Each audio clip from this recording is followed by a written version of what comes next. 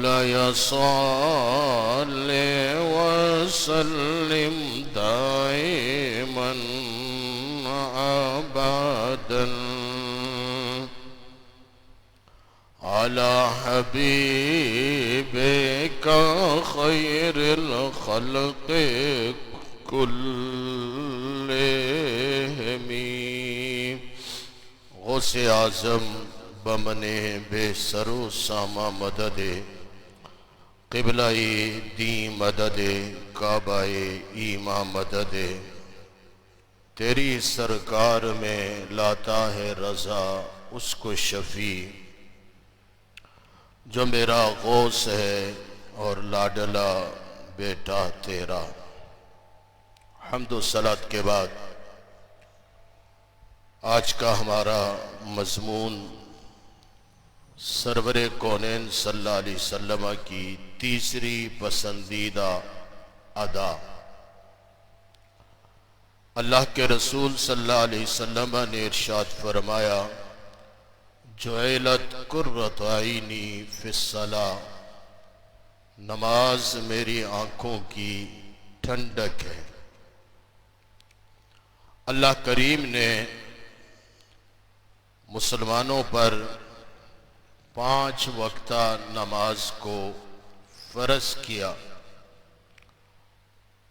और यही वो इबादत और रियाजत है कि जिसको अदा करके आज जिन्हें हम औलिया अल्लाह कहते हैं वो बने। नमाज के साथ साथ तकवा भी लाजिम है। तकवा होगा तो नमाज काम आएगी, नमाज के फवायद मिलेंगे, नमाज की बरकतें मिलेगी।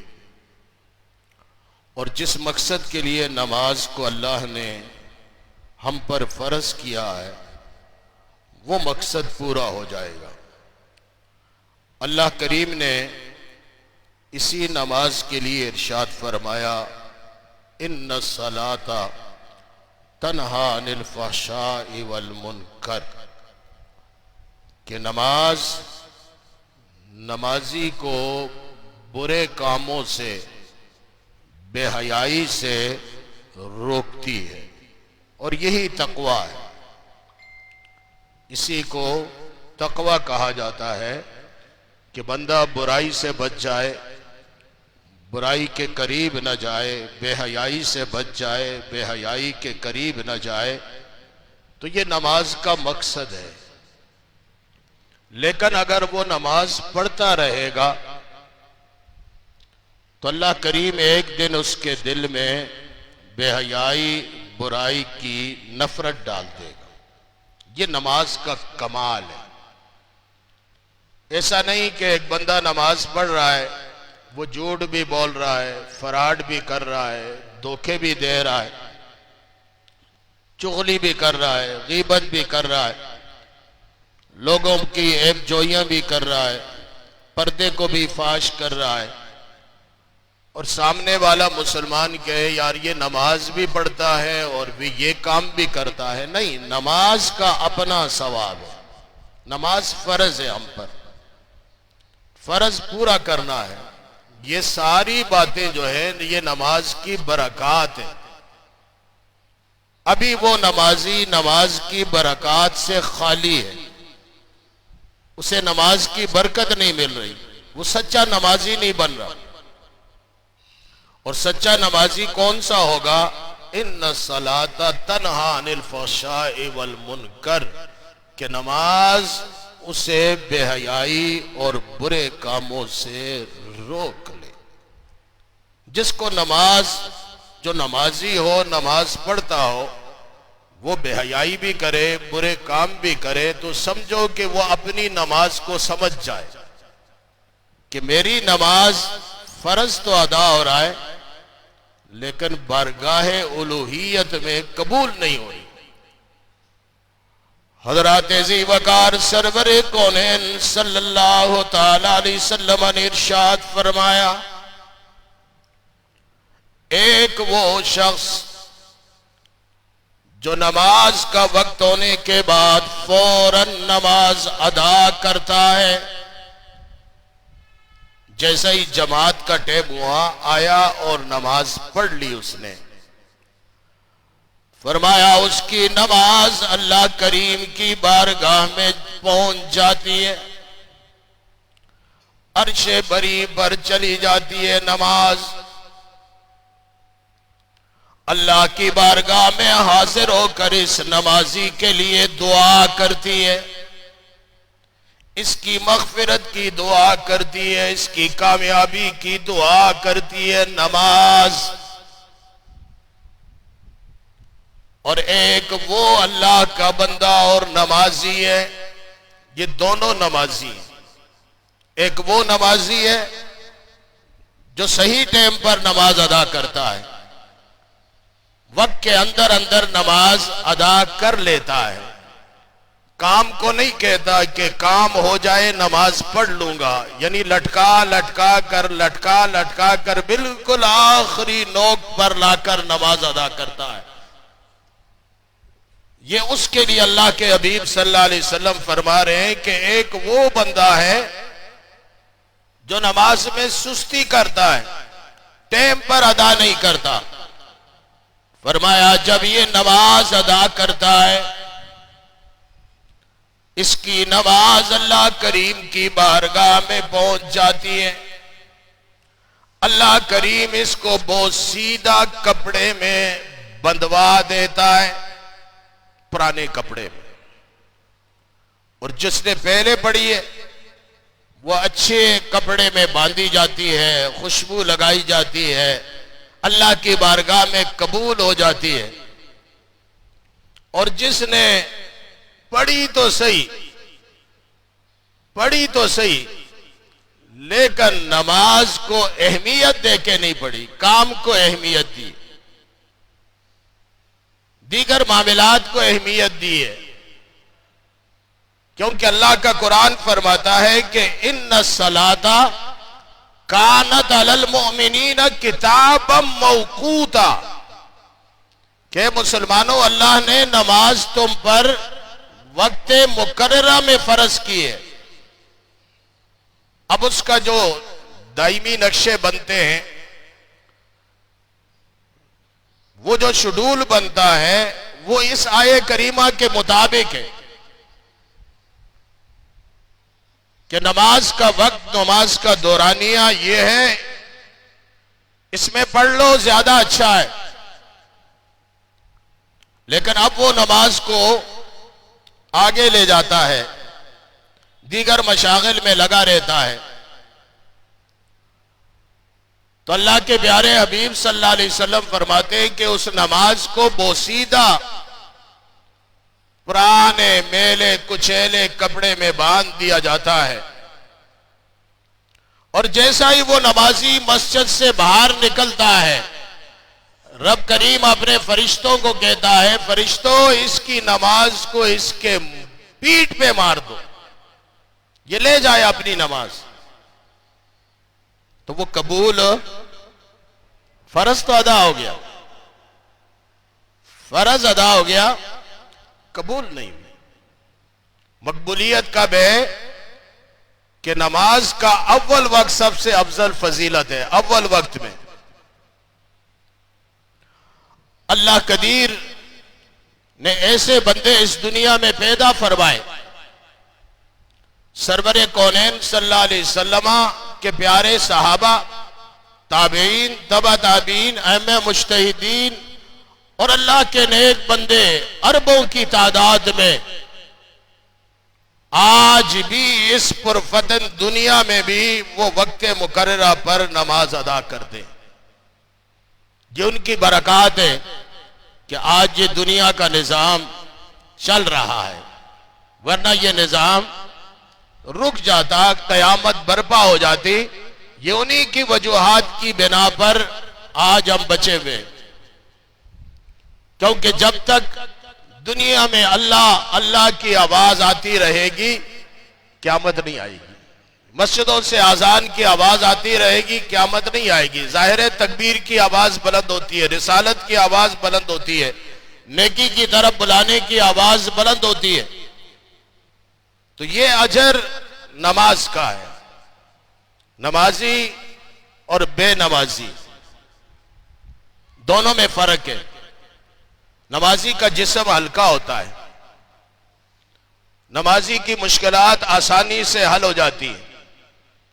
नमाजी के दुनिया के मामलात, बीमारी के मामलात, मुश्किलात के मामलात आसानी से अल्लाह करीम उसको गुजार देता है।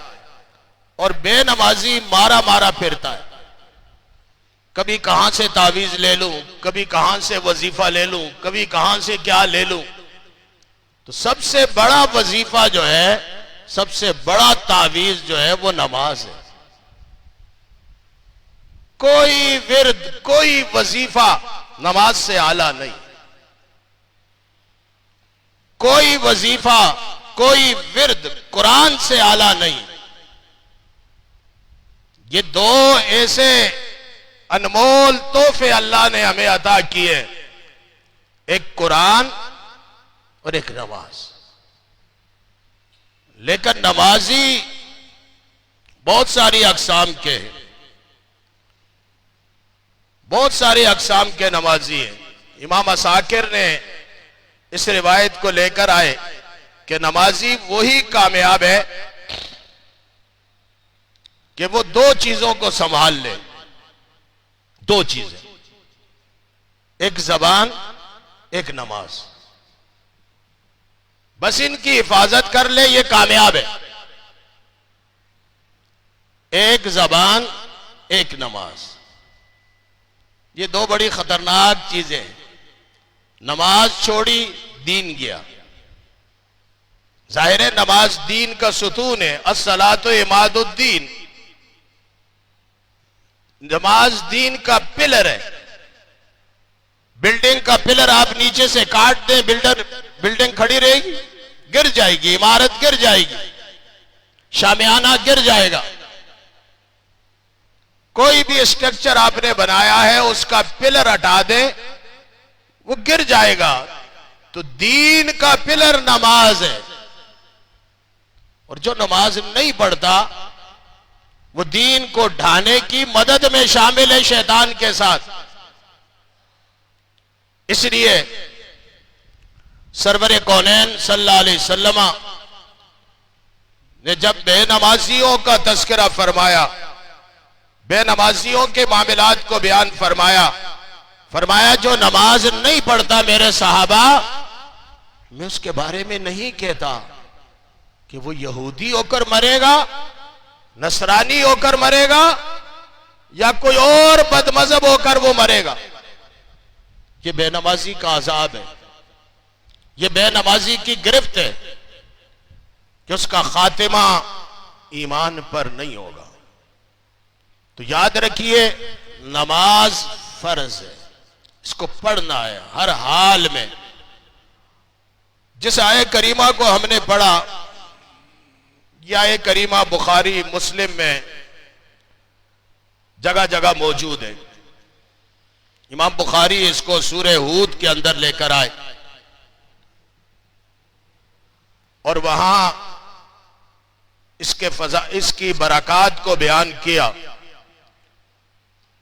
कि एक बंदा जिससे नमाज रह जाती है तो वो क्या करे। अब ये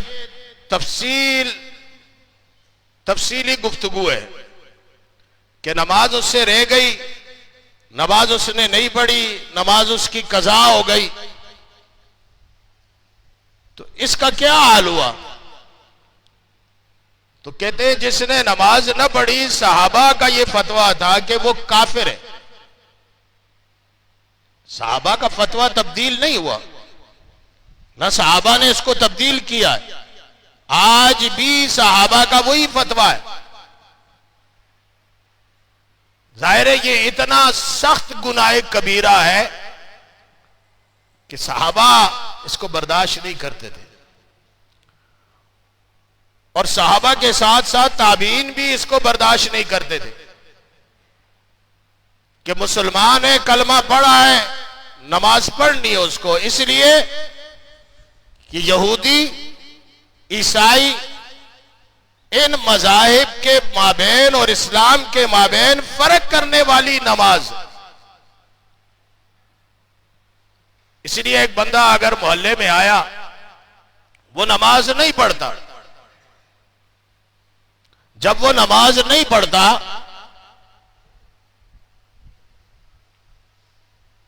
तो जब उसकी मैयत होगी लोग क्या फैसला करेंगे कि ये कौन है? ना वो किसी दीनी काम में शरीक होता है, ना उसका कोई दीनी मामला है, उसकी जिंदगी शुकूक और शुबहात वाली बन जाती है। तो जब वो नमाज पढ़ता है तो लोग गवाही देते हैं कि हां ये नमाजी है। वरना आजकल लिबास का फर्क तो खत्म हो गया, शक्ल सूरत का फर्क खत्म हो गया, तहजीब और तमद्दुम का फर्क खत्म हो गया, सब एक ही रस्सी में बांधे गए। तो कैसे पहचान होगी? अगर आप कहेंगे जी दाढ़ी, तो सिख भी रख रहा है, तो यहूदी भी रख रहा है। आप कहेंगे जी अमामा, तो वो भी पहनते हैं। आप कहेंगे जी टोपी, तो वो भी पहनते हैं। आप कहेंगे जी सलवार कमीज, वो भी पहनते हैं। आप कहेंगे जी जुब्बा चोगा, वो भी पहनते हैं, अपने अपने तरीके के मुताबिक। इसलिए सरवरे कौनैन सल्लल्लाहु अलैहि वसल्लम की पूरी कोशिश ये हुआ करती थी कि मेरा मुसलमान, मेरा उम्मती यहूदी से भी अलग नजर आए, नसरानी से भी अलग नजर आए, दीगर मजाहिब वालों से भी अलग नजर आए। इसलिए जब अमामे का हुक्म आया, फरमाया साहबा नीचे टोपी रखा करो, ऊपर अमामा पहना करो। अर्ज की हुजूर क्यों? सर तो अमामे से भी छुप जाता है। फरमाया नहीं, यहूदी और तुम्हारे दरमियान फर्क हो जाए कि वो बगैर टोपी के पहनता है, तुम टोपी के ऊपर पहनो। जब दाढ़ियां सफेद होने लगी, फरमाया इसको तुम रंग सकते हो, इसलिए कि यहूदी रंगता नहीं, यहूदी रंगता नहीं है, इसको तुम रंग सकते हो। इस तरह की बहुत सारी मिसालें इस्लाम के अंदर मौजूद हैं कि सरवरे कौनैन सल्लल्लाहु अलैहि वसल्लम ने अपने गुलामों को यहूद और नसारा से अलग रखा। अब अल्लाह करीम उस आय करीमा में इरशाद फरमाता है, फखलफ मिन बादिहिम खल्फुन अदाहुस्सलात। अल्लाह करीम ने इरशाद फरमाया, प्यारे महबूब, बाद में कुछ ऐसे लोग आएंगे, अल्लाह ना करे वो हम हो जाए, अल्लाह ना करे वो हम हो जाए, क्योंकि अदाउस्सलात, वो नमाजों को कज़ा करेंगे, जाया करेंगे। फिक्र ही नहीं होगी कि नमाज गई मेरे से, इसको पढ़ लूं, इसको अदा कर लूं। कुछ अल्लाह करीम राजी हो जाएगा। और फिर फरमाया दूसरा काम वो क्या करेगा, वत्तबाउ शहवात। आज सोशल मीडिया का गुमराह कुन दौर देख लें आप, कितना बेहयाई वाला दौर जिससे मैं और आप गुजर रहे हैं। इसमें अगर आपने अपनी निगाहों को बचा लिया, इसमें अगर आपने अपने ईमान को बचा लिया, तो सबसे बड़े मुजाहिद आप कहलाएंगे। इसलिए कि एक तो वो है ना जो फलस्तीन के महाज पर जिहाद लड़ रहा है, लबनान के महाज पे जिहाद लड़ रहा है, और एक वो मुसलमान है जो दिन के 24 घंटे शैतान से जिहाद कर रहा है। और शैतान से जिहाद बड़ा जिहाद है। इसलिए ये ईमान एक ऐसी दौलत है, इसको बचाना बहुत मुश्किल है। जिस तरह दुनियावी दौलत के पीछे कौन आता है? चिमटी तो नहीं आती ना, दीमक तो नहीं आता, कौन आता है? चोर आता है। और ईमान की दौलत, इसके पीछे कौन आता है? शैतान आता है। शैतान के शतुंगड़े आते हैं, शैतान के बेकावे हुए लोग आते हैं, शैतान के बेकावे हुए वसवसे आपकी ज़हनों में आते हैं कि यार नमाज पढ़ने का क्या फायदा। ये वसवसे सारे आपके ज़हनों में शैतान देता है। तो ये जिहाद अकबर है। जब भी मेरा नबी मैदान कारजार से आता और सहाबा को ऐलान करके फरमाता, सहाबा रजाना मिन जिहादिल असगरी इला जिहादिल अकबर। जब सहाबा के लिए ये जिहाद अकबर था, नमाज पढ़ना, तो हमारे लिए क्या होगा? हमारे लिए तो अकबर से अकबर होगा। इसलिए कि सहाबा के ईमान भी बड़े खूबसूरत, ताबीन के ईमान भी बड़े खूबसूरत, तबा ताबीन के ईमान भी बड़े खूबसूरत, बड़े मजबूत। हमारे ईमान तो इतने मजबूत नहीं है, कमजोर है। शैतान के बेकावे में फौरन हम आ जाते हैं। तो आज हमने अगर अपने आप को बचाना है तो नमाज से बचाना है। किस चीज से बचाना है? नमाज। अब नमाज पढ़ेंगे, किसी फौश जगह पे अगर आप चले गए तो आपको खुद शर्म आएगी। ये शर्म आपको नमाज दिलाएगी, ये एहसास आपको नमाज दिलाएगी। ओ तू तो नमाजी है, तू यहां क्यों खड़ा हुआ? ये नमाज इसको वहां से हटा देगी। ये जबान गलत इस्तेमाल कर रहा है, तो इसको नमाज एहसास दिलाएगी कि तू नमाजी भी है और ये काम भी करता है। इसलिए कि ये अल्लाह का कुरान है, नस है इस पर कि नमाज रोकती है बेहयाई और बुरे कामों से। तो दूसरा काम वो क्या करेंगे? वत्तबाउ शहवात, नफसानी ख्वाहिशात के पीछे पड़ जाएंगे। आज कितने घर तबाह हो गए नफसानी ख्वाहिशात के पीछे। अपनी हलाल बीवी मौजूद, किसी और पे नजर रखा हुआ है, किसी और की बच्ची के मुस्तकबिल को खराब करने के लिए तुला हुआ शैतान। इस जैसा मलून इंसान कायनात में कोई नहीं होगा। इस जैसा मलून जिसके पास अपनी हलाल बीवी मौजूद है और वो किसी और की बच्ची का मुस्तकबिल खराब कर रहा है, अल्लाह के अजाब को दावत दे रहा है, मुआशरे को खराब कर रहा है, मुआशरे को तबाह कर रहा है। समझ आ रही है? इस मामलात से हमें बचाएगी नमाज। वत्तबाउ शहवात फसौफ यल्कून गय्या। ये गई जहन्नम की ऐसी आबादी है, ऐसी बस्ती है कि जिसमें ख्वाहिशात के पीछे पड़ने वाले और नमाज कज़ा करने वाले को डाला जाएगा। और ये कितनी भड़कती आग है कि जिससे जहन्नम की सरजमीन रोजाना 100 मरतबा अल्लाह की बारगाह में पनाह मांगती है। जिस आग से, जिस तपश से जहन्नम पनाह मांगे, उसमें मुझे और आपको डाला जाएगा। किस वजह से? ये दो बातें याद रखिएगा। सूरह मरियम की आयत है, इसको याद रखिएगा। दो बातें, नमाज कज़ा करना, नंबर 2 ख्वाहिशात के पीछे पड़ जाना, बुराई के पीछे पड़ जाना। अल्लाह फरमाता है इसको मैं जहन्नम की उस वादी में डालूंगा कि जिससे जहन्नम भी पनाह मांगती है।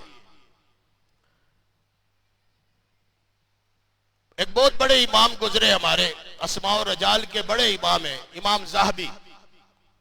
इन्होंने एक किताब लिखी है, किताबुल कबायर, कबीरा गुनाहों को जमा किया है, कबीरा गुनाहों को जमा किया है। आप भी गूगल पे उसको डाउनलोड करें, पढ़ें जरा हम क्या कर रहे हैं। सारे गुनाह कबायर जो है बड़े बड़े, उनको जमा किया उन्होंने। उनमें से एक नमाज छोड़ने वाला भी है। अब एक बंदे की बहन का इंतकाल हो गया। इमाम ज़ाहबी लिखते हैं, अब तहजीज़ो तकफीन के बाद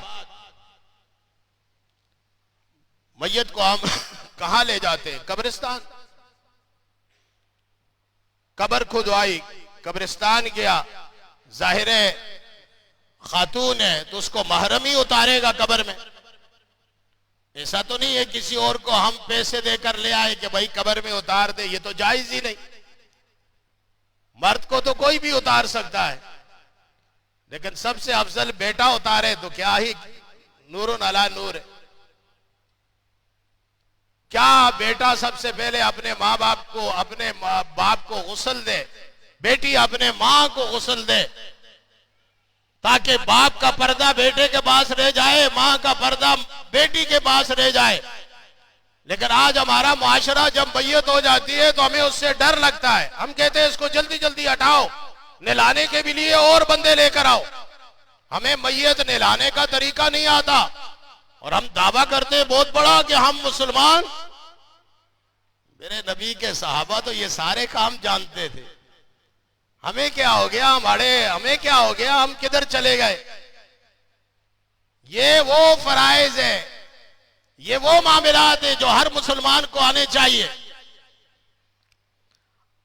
अब उसने अपनी बहन को दफन किया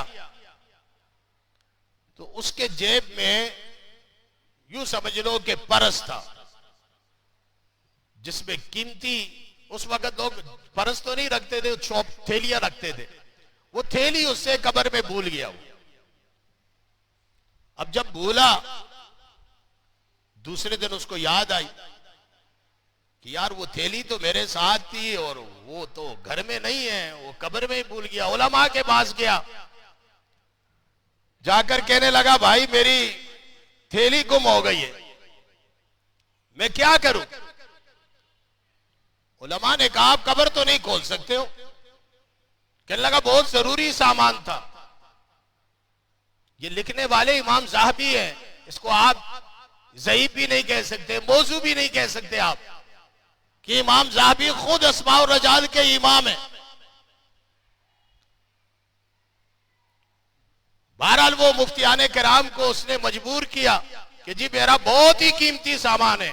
उन्होंने कहा फिर साइड से थोड़ी सी खोल के सिर्फ अपनी वो शोपर निकाल दे, पूरी कब्र नहीं खोलना। अल अमान अल हफीज, ये इमाम ज़ाहबी ने मेरे और आपके लिए ये वाकया लिखा है, ये तस्करा लिखा है, हमें एहसास हो जाए। जैसे ही उसने कब्र को खोला, किसकी कब्र है? बहन की। अंदर से आग के शोले निकले और वो ऐसा शोला कि वो बर्दाश्त ना कर सका, वो पीछे बेहोश हो गया। और जब उसे होश आया, लोगों ने मिट्टी डालकर बंद किया उस कब्र को। जब उसे होश आया, वो मां के पास गया, मां से कहने लगा मां ये मेरी बहन क्या करती थी दुनिया में, कौन सा ऐसा इसका बुरा अमल था कि आज मेरे साथ ये वाकया हो गया? तो मां ने कहा नादान, तूने माल के लिए कब्र को क्यों खोला? कहने लगा मेरी मजबूरी थी मां, लेकिन मुझे ये बता मेरी बहन क्या करती थी? फरमाया बड़ी नेक थी, बड़ी अच्छी थी, बड़ी मेरी खिदमत करने वाली थी, लेकिन नमाज में सुस्ती करती थी। पढ़ती तो थी लेकिन आखिर में जाकर, किनारे पे जाकर पढ़ा करती थी और कभी कभी छोड़ दिया करती थी। ये प्रैक्टिकल, ये ऐन और यकीन करके इमाम ज़हबी ने आपको बताया अज़ाबे कब्र होगा। कब्र हिसाब लेगी, पसली को पसली में डाल देगी आपकी। वो अज़ाबात मैं आपके सामने आइंदा जुम्मा रखूंगा कि वो कौन से अज़ाब है जो हमें दुनिया में मिलेंगे, जो कौन से अज़ाब है वो हमें कब्र में मिलेंगे, वो कौन से अज़ाब है जो हमें माशर के मैदान में मिलेंगे नमाज न पढ़ने की वजह से। आज हम हुजूर गौसल वरा का नाम लेते हैं, 11वीं शरीफ मुनक्कद करते हैं, उनकी रूह को इसाले सवाब करते हैं, उनसे मोहब्बत का इजहार करते हैं। क्यों? उन्होंने अपने रब को राजी करके गए। तो ये मेरे मुसलमान भाइयों, आप भी ये बन सकते हैं, आप भी वली बन सकते हैं, आप भी अल्लाह के नेक बंदे बन सकते हैं। लेकिन कोशिश करें कि नेक बंदा बनने की कोशिश करें। ये नहीं कि वो क्या कर रहा है उसको छोड़ें, आप क्या कर रहे हैं। हम आज इसके पीछे पड़े हुए ना, वो क्या कर रहा है उसको छोड़ दें। वो अपनी कब्र में 2 फीट में जाएगा, आप अपनी कब्र में